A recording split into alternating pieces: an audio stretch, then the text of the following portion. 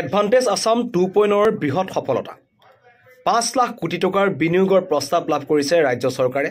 বিভিন্ন বিনিয়োগকাৰী আহিছে, ইতিমধ্যে আপোনালোকে দেখিছে আমাৰ নিউজ 18ৰ ডিজিটেল মাধ্যমেৰে হওক বা টিভিত হওক আপোনালোকে দেখি আছে যে ৰিলায়েন্স হওক, টাটা গ্ৰুপ হওক, আদানী গ্ৰুপ হওক, বিভিন্ন ধৰণৰ গ্ৰুপ ইয়ালৈ আহিছে আৰু সকলোৱে অসমত বিনিয়োগ কৰিব বিচাৰিছে।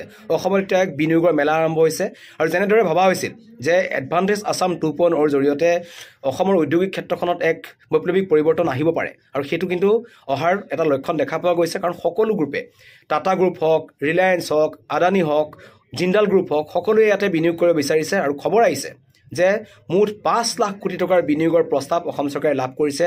আজিৰ তাৰিখত ডাঙৰ কথা, অসমৰ পৰিৱৰ্তন হৈছে অসমৰ ছবি বৰ্তমান সময়ত।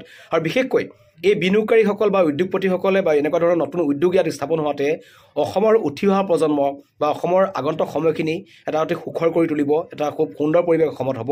কাৰণ চাকৰি বাজি এতিয়া হেতাৰ ওপৰত লাগি থাকিব লগা হৈছে, চাকৰি নাপায়, নিবনুৱা যুৱক যুৱতী অসমত ভৰি আছে।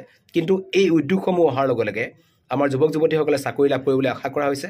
তাৰে এক সুখবৰ বুলি আপোনালোকক জনালোঁ যে 5 লাখ কোটি টকাৰ বিনিয়োগৰ প্ৰস্তাৱ কিন্তু অসম চৰকাৰে লাভ কৰিছে।